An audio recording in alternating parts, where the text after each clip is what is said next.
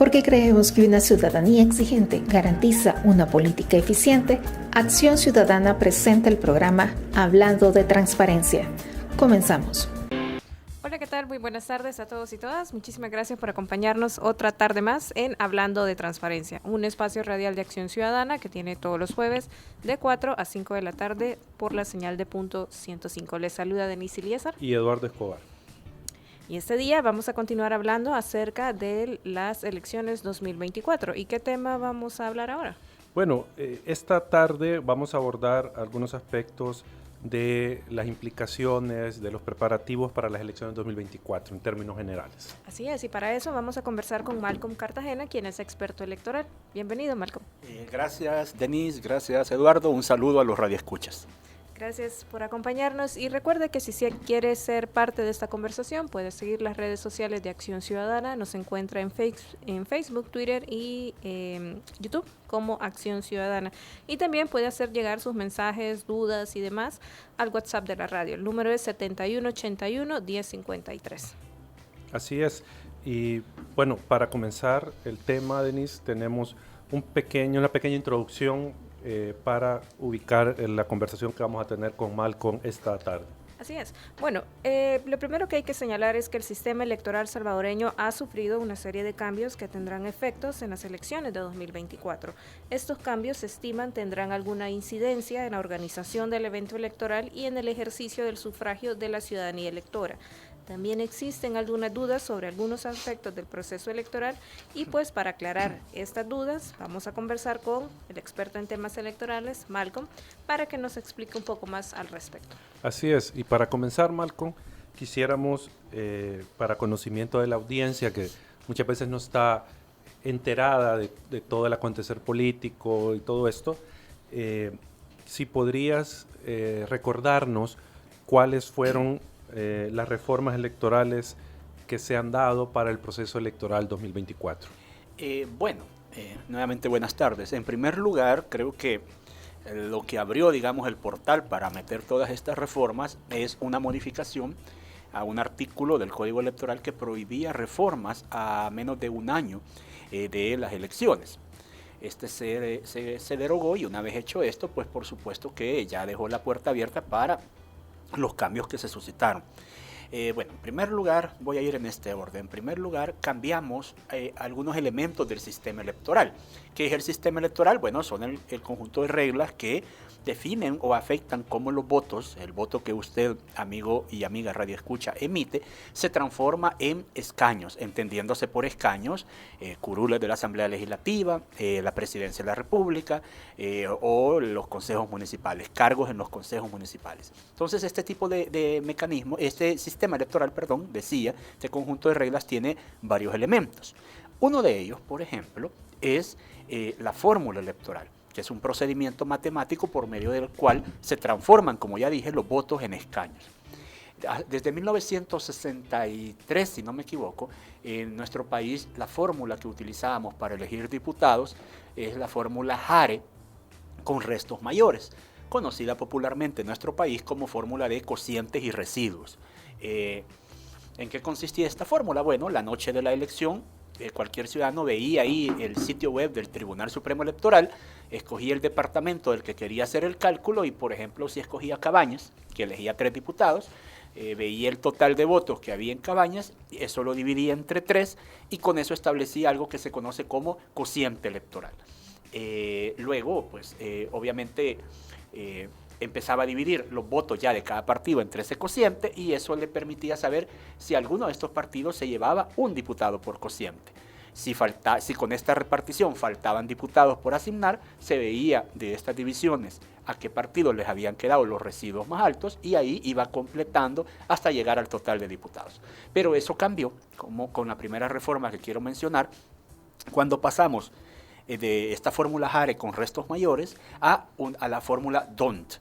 La fórmula D'Hondt es también proporcional, está en el ámbito de formas proporcionales, solo que no es de restos mayores, sino que de promedios mayores. En este caso, creo que se la podemos explicar quizás un poco más adelante, pero en este caso lo que ocurre son divisiones entre números naturales. Lo vamos a ver quizás con un ejemplo ya más puntual más adelante. Ahorita enumeremos solo las reformas. ese es lo primero, cambió la fórmula electoral para diputados. Pero no solo eso, también se tocó otro elemento del sistema electoral como es el tamaño de las circunscripciones. ¿Qué son las circunscripciones? Las circunscripciones son el área geográfica donde los votos que ahí se emiten sirven para elegir funcionarios o de elección popular de esa zona geográfica, pero no de otra. Así nosotros teníamos, por ejemplo, 262 circunscripciones municipales que me servían para elegir consejos municipales, y entonces los votos emitidos para alcaldes o para consejos municipales mexicanos no servían para elegir alcalde en San Salvador. De la misma manera, los votos para elegir diputados en la Unión no servían para elegir de Santa Ana, y pues lógicamente los votos para presidente en El Salvador no sirven para elegir presidente en Honduras, ¿verdad? Esas son las circunscripciones. Entonces, el tamaño para el caso de diputados era, pues teníamos 14 circunscripciones de determinada magnitud o determinado tamaño. Eso cambió y pasamos de tener de elegir 84 diputados a 60. Es decir, que hubo una reducción. El argumento utilizado para esta reducción es la de que va a producir supuestamente un ahorro de recursos, porque ya no va a haber tanto diputado y que pues esto se consume muchos recursos. Es un poco, debo de decirlo, un poco extraño ese argumento, porque la cantidad de diputados, por ejemplo, desde el año 2000 es de 84, igual a este momento. Pero el presupuesto de la Asamblea Legislativa para el año 2000 era de 10 millones y hoy es de 60. Entonces, pareciera que no es tanto el número de diputados como más bien el número de empleados, ¿verdad?, que tiene ese órgano del Estado. Pero dejemos eso. Se cambió, entonces se redujo el número de escaños de 84 a 60. Eso por el lado de Asamblea Legislativa. Por el lado de consejos municipales, también ha habido una reforma, y es que, como ya decía, teníamos antes 262 municipios, pero pasamos a tener solamente 44. Ha habido una reducción drástica de municipios a solo 44, y muchos de los antiguos municipios hoy pasaron a ser distritos de estos nuevos municipios creados. Así, por ejemplo, Mexicanos, Ayutuxte, San Salvador, que eran municipios por sí mismos, ahora han pasado a ser distritos que son parte del municipio de San Salvador Centro. Y así tenemos ejemplos. La Unión se dividió en la Unión Norte y Sur, Morazán Norte y Sur. Así tenemos otros en Este, Oeste. Tenemos municipios con nombre de costa, por ejemplo, La Libertad Costa. Algunos quedaron ellos solos, como Acajutla, que es un municipio por sí mismo, etc. Llegamos a 44. Esa es otra reforma que hubo. Creo que, y una más que tiene que ver, pero esta solo afecta, el elemento del sistema electoral que afecta es la forma de la candidatura, en el sentido, la forma de expresión del voto, en el sentido de que la papeleta de presidente ahora traerá la foto de la candidatura presidencial. No afecte nada el tipo de voto, ni es que pueda votar cruzado, ni nada de eso, no. Simplemente es que además de la bandera que tradicionalmente traían las papeletas de presidente, ahora van a traer la fotografía del candidato a presidente. Ese es el único cambio, un cambio cosmético, digamos, ¿verdad? Y obviamente el votante podrá marcar la cara o la bandera o las dos cosas, y es lo mismo, es equivalente. Malcolm, y siempre en el tema de estas reformas, ¿qué implicaciones tiene para las elecciones el cambio en el número de diputados y también el de la fórmula electoral, así como la reducción en el número de municipios?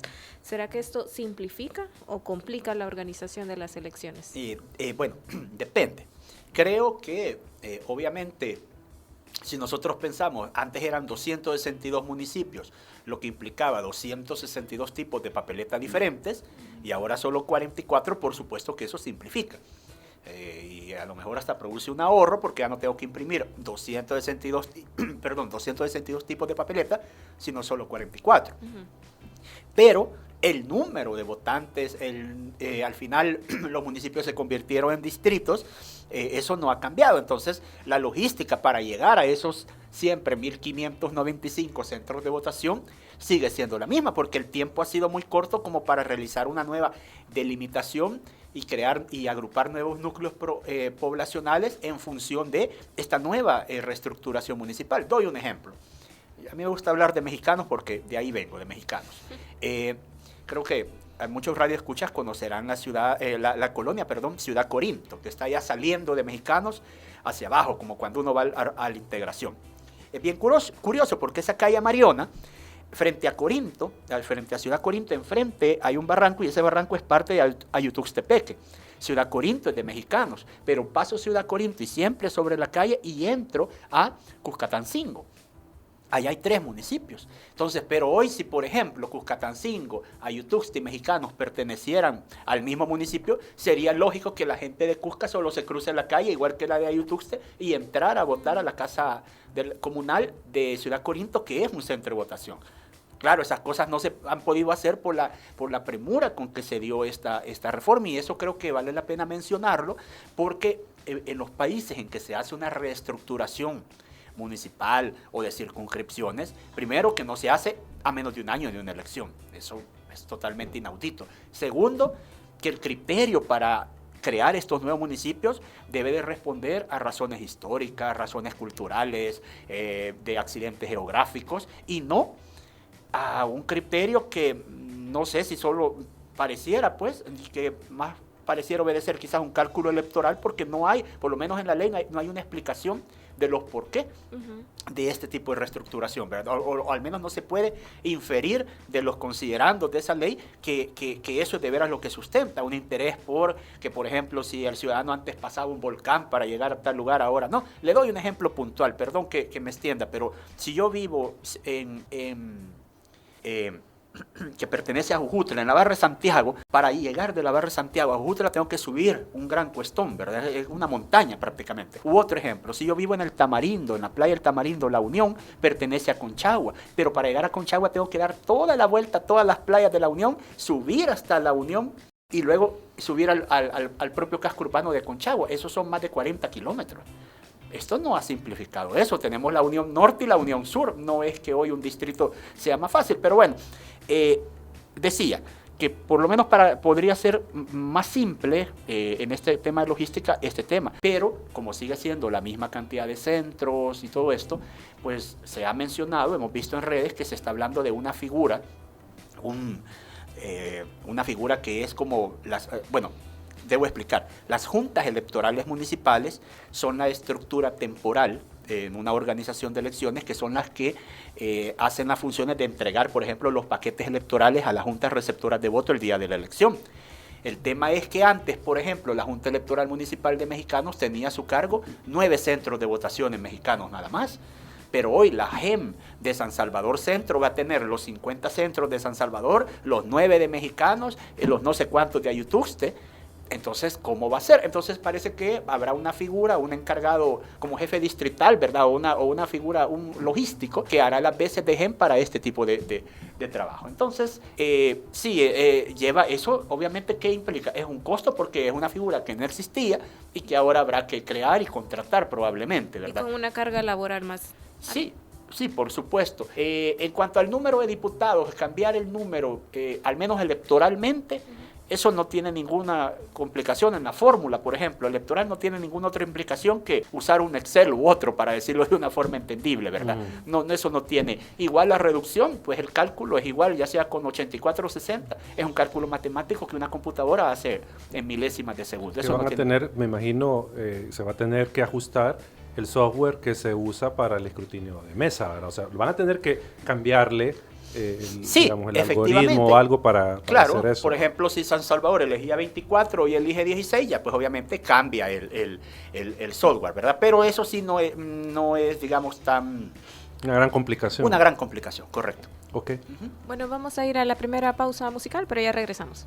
Continuar con nosotros, estamos en Hablando de Transparencia y esta tarde estamos conversando con Malcolm Cartagena, experto electoral, acerca de los preparativos de las elecciones 2024. Así es. Malcolm, en el bloque anterior tú nos comentabas que una de las reformas más relevantes para el proceso electoral era el cambio de fórmula electoral para elegir a los diputados.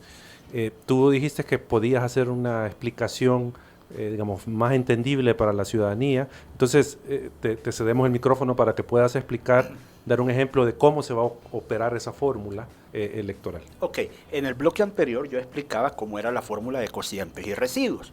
Vaya, entonces hoy, supongamos la misma noche de la elección, el ciudadano ve el sitio del Tribunal Supremo Electoral, identifica el departamento que quiere calcular, Obviamente esto es mejor hacerlo en un Excel, ¿verdad? Pero también se puede hacer, si todavía nos acordamos de las matemáticas de primaria, lo podemos hacer a pata, como se dice, ¿verdad? Entonces, supongamos, por ejemplo, un departamento que elige 3 diputados.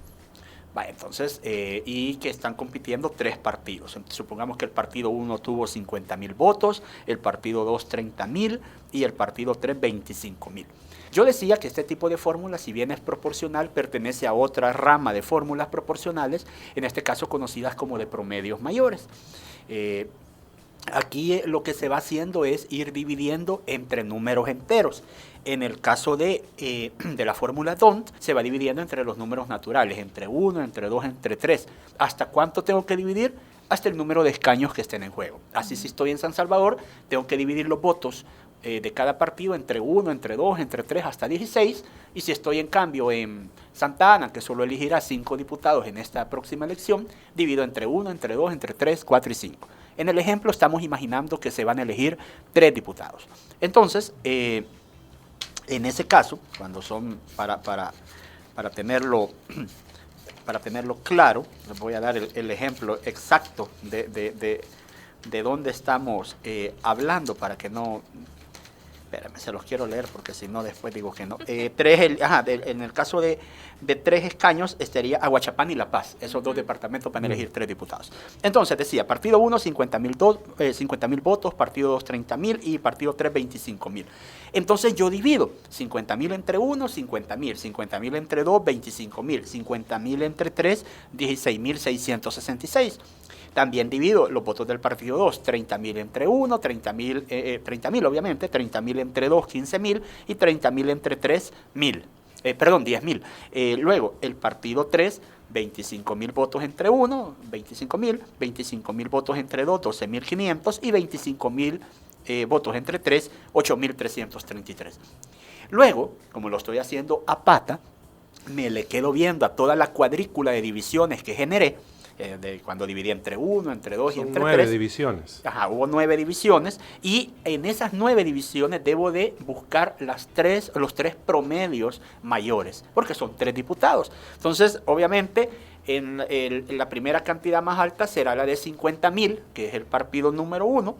La segunda cantidad más alta será de 30,000, que es lo que se llevó de los votos originales del partido 2. Y la tercera cantidad más alta será 25,000, que la tiene en este caso el partido 1 al dividir entre 2, ¿verdad? Entonces, así se llevaría el partido 1 2 diputados y el partido 2 1 diputado. Y con eso sumamos los 3, ¿verdad? Esa es la fórmula, básicamente. Como ven, acá cada partido compite con sus propias pistolas, como se dice, ¿verdad? No hay como un cociente general y que tenga que ver los votos de otros para generar un cociente, no, acá es individual. Y si me permiten, quiero comentar algo de teoría sobre este tema. Todas las fórmulas tienen cierto sesgo. Sin embargo, hay algunas que están bien cerca de no tener sesgo ni para los partidos grandes ni para los partidos pequeños. Por ejemplo, la fórmula que teníamos antes, la fórmula de Hare con restos mayores, se le considera una de las fórmulas más proporcionales que existen en su rama de restos mayores, porque es bien proporcional y permite que tanto partidos grandes como pequeños logren escaño gracias a eso, a los residuos, a los cocientes, a los residuos. En cambio, en el otro lado, la fórmula, digamos que se compararía a la de Hare, sería la de Saint-Laguet. Eso es otra fórmula que no existe acá, no la estamos usando acá, pero hay otras que sí tienen un sesgo a partidos grandes y otras a partidos pequeños. Lastimosamente, pero hay que decirlo, la fórmula D'Hondt tiene un sesgo hacia los partidos grandes. ¿A dónde se utiliza esta fórmula? Por ejemplo, en España. En España, donde, a diferencia de El Salvador y de muchos países de Latinoamérica, el sistema no es presidencialista, sino que es parlamentarista, y entonces se necesita... ¿Qué es un sistema parlamentarista? Es que el parlamento elige al presidente, no lo elige el pueblo con su voto directo. Entonces, en aquellos países parlamentaristas sirve una fórmula que beneficia a los partidos grandes porque deja pocos partidos, los grandes, para decirlo claramente, y entonces es más fácil ponerse de acuerdo entre 3, 4 partidos que si hubiera 15. ¿verdad? ¿A dónde más se usa esta fórmula? Aquí a la par en Guatemala, donde no existen partidos de larga data, como por ejemplo un PCN, un PDC, que tienen aquí 70 años, porque allá en cada elección nacen y mueren partidos precisamente por esta fórmula, que tiene ese sesgo hacia los partidos grandes. Y que también, Malcolm, hay elecciones generales, siempre. O sea, ayuda a generar gobierno, o sea, a tener que el gobierno, el ejecutivo tenga mayorías. Claro. Aunque no pasa en Guatemala, pero por ejemplo, Costa Rica, si no me recuerdo, también tiene la misma fórmula y genera siempre mayorías. Claro, es que eso es lo que hace la fórmula, generar mayoría, genera gobernabilidad, para hablarlo de otra forma. Entonces, ahora, en el caso de consejos municipales, la fórmula sí sigue siendo Jare con restos mayores para elegir los consejos municipales plurales. Ok, Malcolm, otra reforma electoral que se ha dado para esta elección es la introducción de el sistema de voto electrónico, tanto presencial como remoto, sí, para la elección en el exterior. Y en esa medida, hasta donde tú sabes, con tu conocimiento y con la información que puedas tú manejar por los medios, cuál es el estado de implementación del voto en el exterior, qué está pasando en eso, en lo que tú sabes, y qué implicaciones consideras que pueda tener este cambio de voto en el exterior para organizar el evento electoral. Bueno, en primer lugar que sabemos todos, ¿verdad?, que la mayor cantidad de votantes o la mayor cantidad de diáspora en nuestro caso está en los Estados Unidos. Entonces, obviamente, el 95% está allá es donde más habrá concentración de centros de votación. Yo veía unas declaraciones hace unos días de un magistrado hablando de 81 centros de votación, y de esos, pues, la gran mayoría en consulados o sedes en los Estados Unidos. De ahí, en países, el otro que le sigue es Canadá y después Italia. Esos son los 3 países donde más diáspora hay, y luego el resto del mundo. En términos de países estamos hablando, si no me equivoco, mal no, lo anoté por acá, 29 países donde habrá centros de votación del exterior. A ver, que se entienda. Usted puede votar, amigo Radio Escucha, si nos escucha de fuera, puede votar desde cualquier lugar del mundo si tiene un DUI con dirección del exterior. Pero si usted tiene un DUI con dirección de El Salvador, solo podrá votar si se encuentra en alguno de esos 29 países. O si puede desplazarse a uno de esos 29 donde le pueda ejercer el sufragio. Y de eso ya decía que la mayor cantidad de centros de votación estarán en Estados Unidos. Embajadas, sedes consulares o alguna otra infraestructura que el Tribunal Supremo Electoral defina como centro de votación. Malcolm, y antes de irnos a la pausa, ¿podrías tú darnos, Denise, Sí, claro. una explicación? Sí, saber más o menos cuál sería, de la manera más simple, cómo van a emitir el voto, ¿verdad? Y con qué documento lo pueden hacer, y cuáles son como las reglas del voto en el exterior, para quienes todavía tienen dudas sobre el tema. Esta ley del ejercicio del voto desde el extranjero contempla que las personas pueden votar con DUI o con pasaporte, esté o no vigente. Eso es lo primero. No importa si tiene el DUI vencido o el pasaporte vencido, puede votar. Ahora bien, aquí se bifurca. Si el DUI tiene dirección del exterior, ya lo decía, puede votar por internet, del voto electrónico del que me preguntaba Eduardo. Y si tiene DUI con dirección de acá de El Salvador, debe de ir presencialmente a un consulado a votar. Ahora bien, si va a votar con pasaporte, también debe de ir a un consulado, no puede votar por internet. Entonces, pasaporte y dirección de acá de El Salvador en el DUI, a un consulado. En cambio, DUI con dirección del exterior vota por internet utilizando una aplicación. ¿Y lo hace 30 días antes? Sí, efectivamente, desde el 6 de enero ya puede, la persona que va a votar por internet, desde el 6 de enero ya puede votar.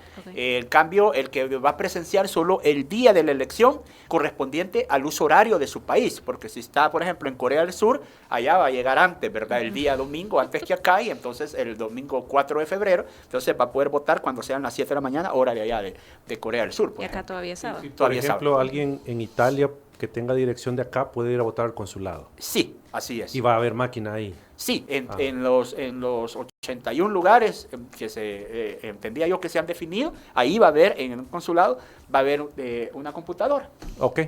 Vamos a ir a una pausa musical, pero ya regresamos.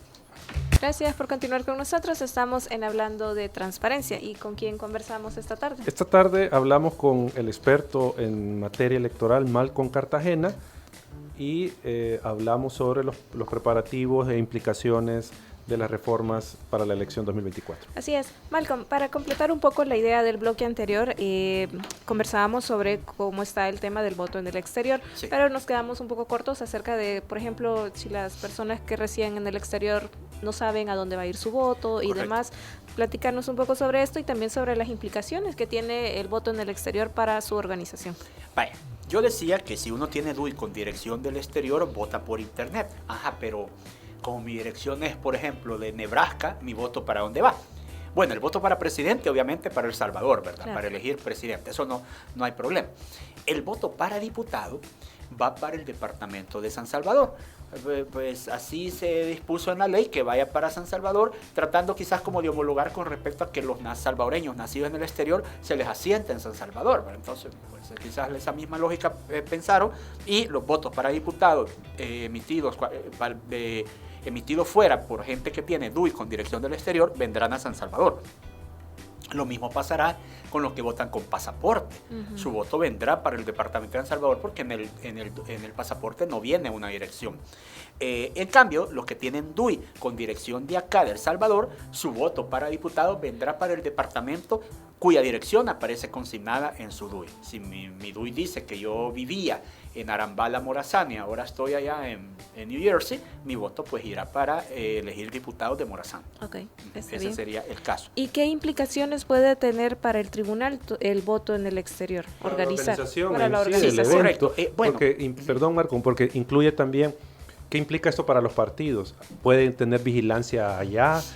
¿Van a vigilar el voto electrónico remoto? O sea, ¿qué implicaciones organizativas tiene todo esto? Bueno, en realidad es un poco complicado porque, bueno, se decide hacer el voto del exterior, se aprueba esta ley, pero, digamos, los partidos políticos, que pues a este día ni siquiera la deuda política les han dado, tienen que ahora pensar en cómo van a poner vigilancia en esos 81 puntos, por ejemplo, porque los de internet pues no hay cómo, pero en esos 81 puntos de donde va a haber centros de votación, ¿verdad? Cómo llevar ahí un vigilante, por ejemplo, partidario.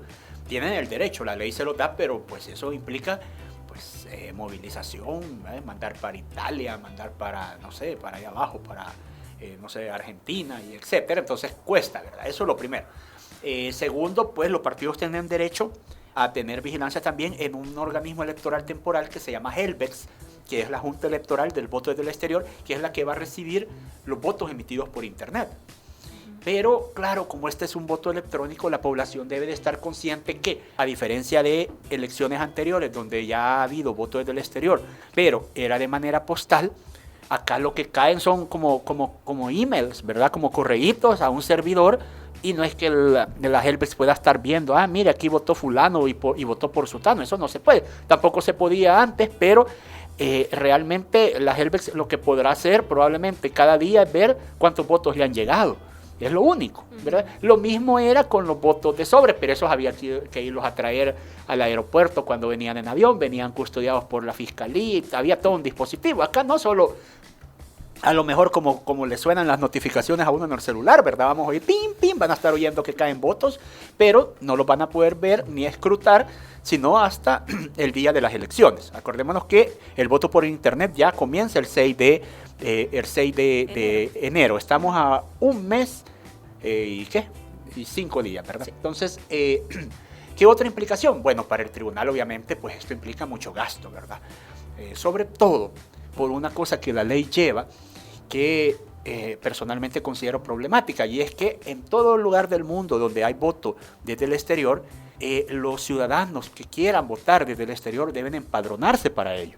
Deben de expresar la voluntad de querer hacerlo, porque si no, a la autoridad electoral de ese país le toca andar calculando, imaginando cuánta diáspora puede haber, porque no puede andar haciendo un censo en cada país de cuánto hay. A lo mejor las embajadas que tienen cada país, a partir de la gente que llega a hacer uso de sus servicios consulares, podría establecer un estimado. Sí, porque imagínate que abren algún consulado, en un consulado, por ejemplo, en Argentina, sí, solo llegan a votar 10 personas.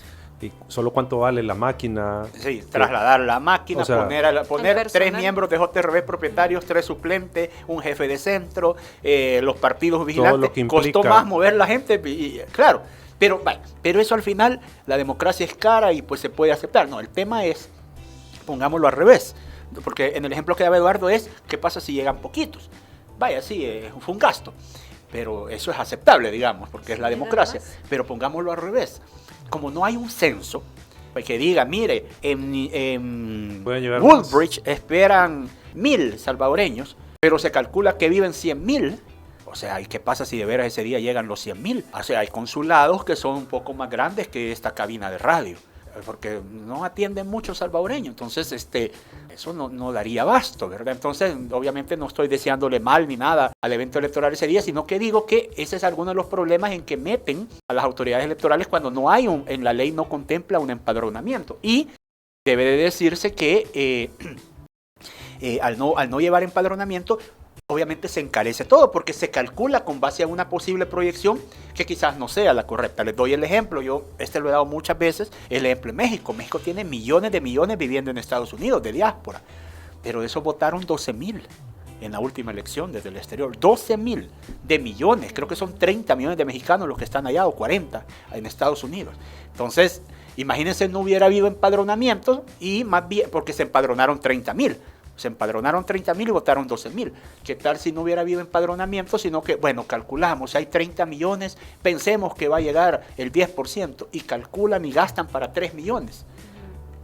Y no llega. Pero eso es el ejemplo, como decía Eduardo, poquito. Pero ¿qué tal si igual no había empadronamiento y se dice, mire, aquí a este centro, pongamos que van a llegar 1,000 personas y llegan 10,000 o 15,000, colapsa, ¿verdad? Entonces, sí, ese es uno de los problemas. Pero sí, entonces organizativamente tiene esos bemoles, ¿verdad? Que obviamente pues tendrán que resolverse. Segundo, creo que para el votante es interesante porque cuando se pensó en las modalidades de voto del exterior hace ya más de 10 años, en 2012 y 2013, se descartó la modalidad presencial en los consulados por temas de migración, de que pues la diáspora a veces su situación migratoria no está muy regularizada, etcétera, pero también por las distancias. O sea, parece que algunos salvadoreños llegar a un consulado es una cosa que les cuesta más de un día o un día. De hecho, Malcolm, también el tema de que el recinto no ofrecía las condiciones de seguridad y de espacio para albergar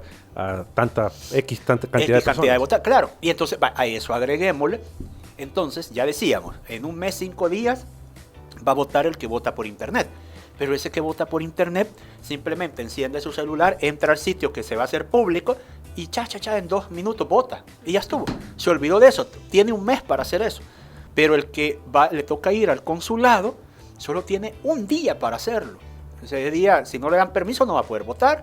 ¿Y si no vive cerca? Y si no vive cerca también. O sea, pareciera que hubiera sido al revés. Al que tiene dificultades para llegar al centro, démosle un mes para que en un mes es más probable que haya un día que le sea ventajoso, y al que vota por internet lo puede hacer en 8 horas. Si eso es fácil. Pero fue al revés. La ley, esto no lo dijo el tribunal. Es la ley la que trae esto así, lastimosamente. Okay. Malcolm, hablemos ahora, dejando el voto en el exterior, hablemos de las elecciones legislativas acá en El Salvador. Sí. La votación para elegir diputados puede resultar algunas veces compleja para la ciudadanía. Sí. ¿Sí? Por la variedad de modalidades que implica. Para recordar a la ciudadanía e informar a los que van a votar por primera vez cuáles son las formas válidas de votar para elegir diputados y cuáles son las implicaciones que tiene cada una de estas formas que se puedan utilizar. A mí me gusta explicar esto así. Solo hay 2 tipos de voto. Hay votos enteros y votos fraccionados. Estamos hablando de diputados. Entonces el ciudadano, si quiere votar entero, entendiéndose por votar entero, darle su voto a un solo partido, pues simplemente llega al centro de votación, escoge el partido de su preferencia y tiene, pongámosle, 6 formas de votar, pero simplifiquémoslo. Puede marcar la bandera de su partido y ya estuvo, se acabó. O puede marcar la bandera y algunas caras de su partido y se acabó. Cuando digo algunas caras, puede ir desde marcar una hasta el total de candidaturas que haya en ese departamento. Ya decía, si estoy en San Miguel puedo marcar hasta 5 caras del mismo partido, y si estoy en Santa Ana igual 5 caras, estoy en San Salvador 16. Esos son votos enteros. Cuando yo no me salgo de mi partido y solo voto por mi partido, ya sea la bandera y algunas caras o solo la bandera, ese es un voto entero. Solo que al que cuando marco cara se le conoce como voto preferente o voto por rostro, como decimos los salvadoreños. Pero eso sigue siendo un voto entero. Esa es la forma más tradicional en que la gente ha votado desde siempre. Marcar la bandera y desde que apareció el voto preferente, marcar la bandera y algunas caras. ¿Por qué digo algunas y no todas? Porque si marco todas las caras, es como que no marqué ninguna, porque la preferencia no fue para nadie. Siempre es un voto para el partido, pero no hubo preferencia o las hubo para todos y eso pues suma 0, ¿verdad? No le di ventaja a ninguno. Cuando dice voto entero para conocimiento de la ciudadanía, te refieres a que ese voto, un voto va para el partido directamente. Sí, para el partido A, por B, completo el voto. Completo el voto. Decía, hay votos enteros y votos fraccionados. Vámonos al otro, al voto fraccionados. El voto fraccionado, ¿qué implica? 2 reglas tiene nada más. Primero, solo marco caras. Ahí no puedo marcar ninguna bandera. En el momento que yo estoy marcando caras de varios partidos y se me ocurre marcar una bandera, ya anulé el voto. ¿Por qué? Porque al marcar la bandera de un partido es como que en ese voto era el que yo, ese partido era el que yo estaba apoyando. Entonces, no, el voto cruzado o voto fragmentado tiene 2 reglas. Marco caras, solo caras, nunca bandera, y no me debo de pasar del total de escaños o diputaciones que se eligen en ese departamento. Caras de diferentes partidos. Sí, caras de diferentes partidos. Entonces supongamos que yo marco uno al partido A y una carita del partido B, ya mi voto lo dividí en 2, 50% el voto para el partido A y 50% el voto para el partido B.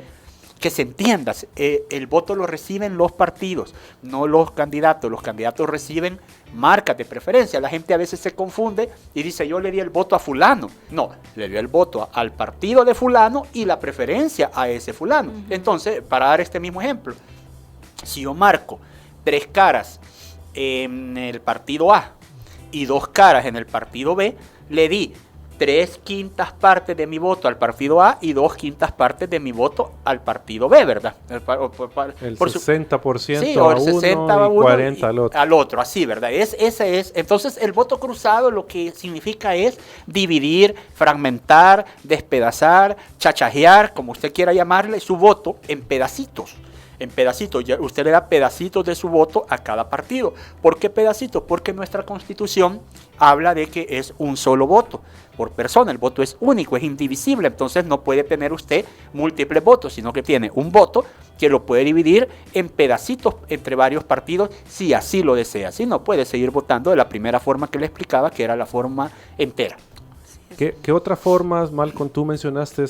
Si yo voto por bandera y marco candidatos de otro partido, anulo el voto. Sí, ¿por qué? Porque al marcar la bandera, es como que yo haya marcado a todos los de ese partido. Los 16 en San Salvador. Y si ya marco de otro lado, ya me pasé del total de marcas. Por eso se considera nulo. Entonces, ¿qué otras formas hay de anular el voto? Bueno, en la legislativa. Sí, en la legislativa, por ejemplo, si yo marco 2 banderas, 2 o más banderas de partidos que no van coaligados, o sea, que no llevan coalición, es nulo.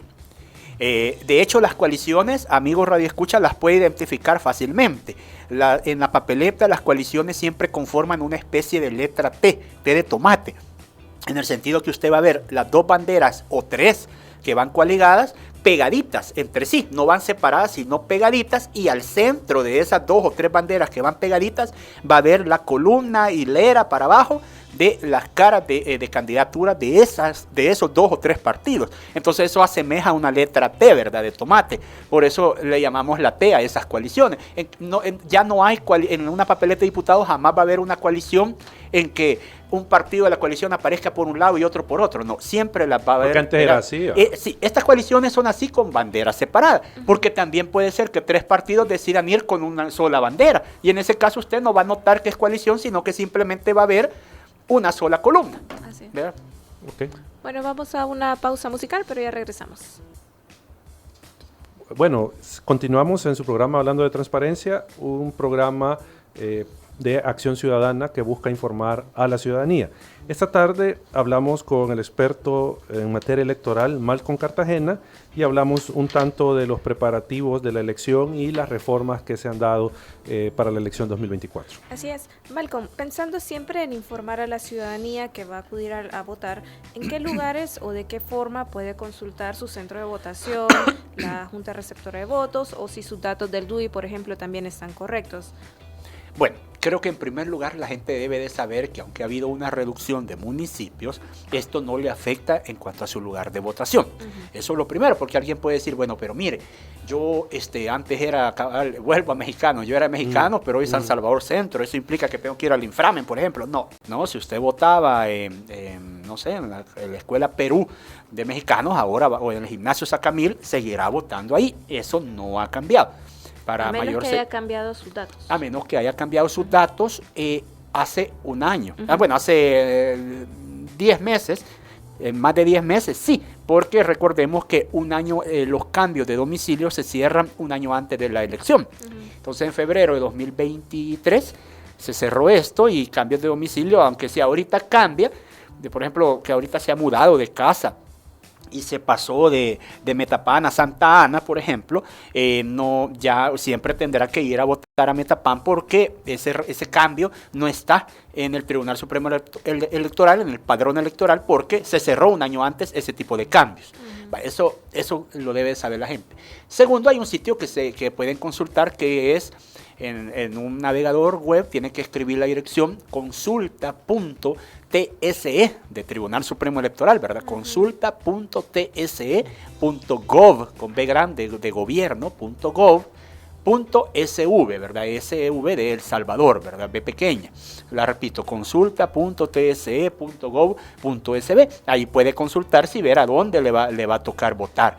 Entonces, ya decía, en el caso de los votantes, no les afecta esto. Ahora, aunque tal vez, Malcolm, perdón, a los nuevos votantes sí, tal vez no saben a dónde les toca. Claro, y eso lo buscan ahí en el sitio web y ahí les va a decir a dónde. Quiero referirme a una pequeña porción de la población que es la que funge en las mesas electorales, en las juntas receptoras de voto. Ahora, producto de que, por ejemplo, digamos, Comasagua y Santa Tecla pertenecen al mismo Santa Tecla creo que es, pues bueno, perfectamente una persona con DUI de Comasagua puede ser JRB en Santa Tecla, porque ambos distritos hoy pertenecen a Santa Tecla ¿sí? Al mismo municipio. Ya no existe esa prohibición, digamos, ¿verdad?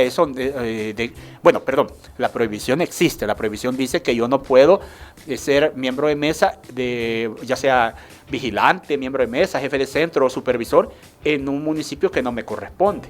No puedo. Claro, pero como ahora estos ya no son municipios, sino distritos del mismo municipio, sí es posible. Lo que no es posible es que alguien de Santa Tecla vaya a fungir como JRB a Nuevo Cucatlán, por ejemplo. Eso sí no se puede, porque ahí sí hablamos de municipios distintos. Y bueno, eso.